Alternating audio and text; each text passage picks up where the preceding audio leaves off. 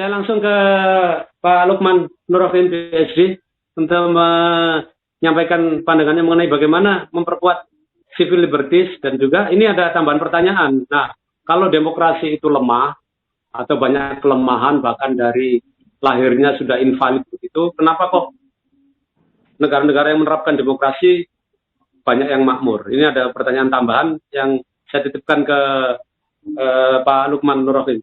Silakan Pak Lukman Nuroddin. Baik, terima kasih Pak Dimam atas pertanyaannya. Jadi memang apa yang disampaikan oleh Prof. itu saya rasa sudah sepakat sekali ya Pak Yan. Memang kebebasan berpendapat, keberanian warga negara untuk menyampaikan pendapat itu memang salah satu faktornya adalah tadi ada kematangan dalam wawasan berpolitik, dan itu memang sangkut pautnya dengan tingkat pendidikan. Level pendidikan memang sangat berpengaruh.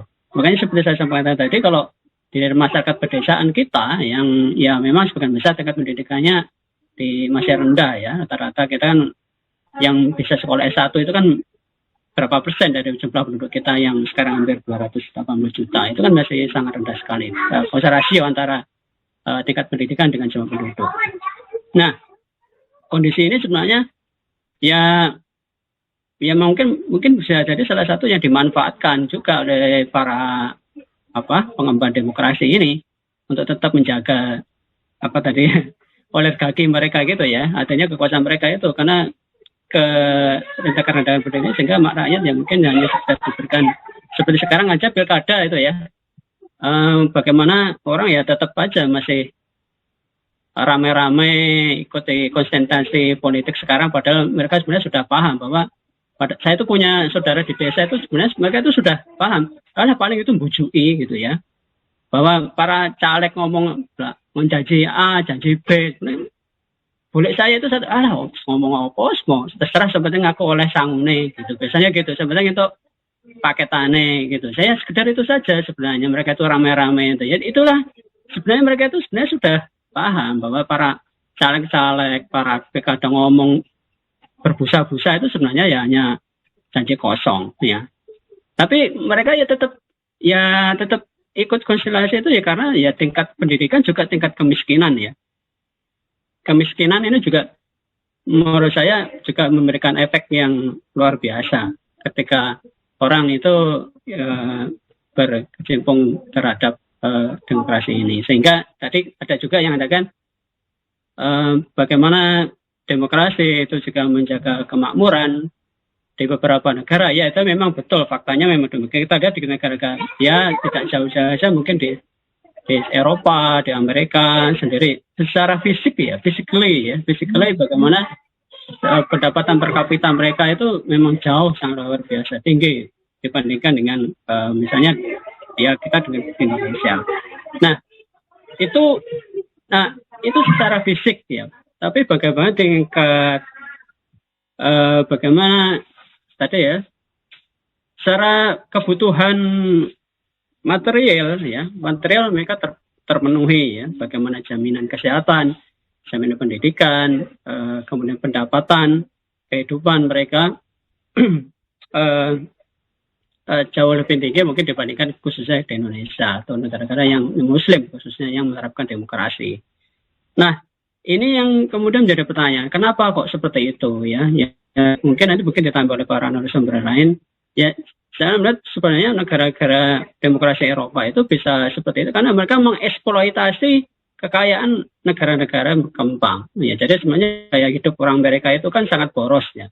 Listrik aja, bensin, maka mobilnya kan besar-besar. Bagaimana kan mereka memenuhi kebutuhannya ya? Mereka akan mengeksploitasi negara kaya itu, mengeksploitasi negara-negara berkembang ya, kekayaannya itu bisa dieksploitasi dengan demokrasi itu tadi. Jadi disedot gitu, ibaratnya lintah itu bagaimana menyedot darah negara-negara di negara-negara Muslim khususnya ya, yang punya kekayaan sumber daya yang besar seperti Indonesia ini, diambil oleh mereka untuk memenuhi kehidupan kemakmuran negara kaya di demokrasi yang katanya tadi makmur tadi ya, di Amerika, di Eropa dan sebagainya. Nah, disitulah kemudian ada tadi seperti muncul pertanyaan tadi, kenapa kok di demokrasi di negara Eropa itu berbeda dengan negara di Indonesia? Ya memang kita melihat di demokrasi negara, khususnya di negara Muslim itu sebagai alat saja untuk digunakan untuk tadi ya menyedot kekayaan sumber daya alam negara-negara berkembang itu kemudian digunakan untuk menjaga kemakmuran negara-negara di negara maju, khususnya Amerika dan Eropa. Nah, itu yang kemudian menjadi salah satu bagaimana terus demokrasi ini dipelihara terus ya, sebagai kapitalisme global untuk terus existing, karena akan menjaga itu tadi kemakmuran mereka ya, dengan cara mengorbankan negara lain. Demikian Pak Dimang. Ya, terima kasih. Saya kira jawabannya mengenai demokrasi kapitalisme global menarik sekali, bisa menjadi bahwa sekarang ternyata kita juga kekayaan alam, sumber alam di Indonesia ternyata juga bukan kita yang menikmati, dan itu sudah mulai zaman bukannya sekarang Pak Lukman, sudah mulai zaman VOC ya. Jadi kita menjadi korban demokrasi, menjadi korban kapitalisme global sejak zaman VOC 350 tahun, dan sampai sekarang ternyata tidak banyak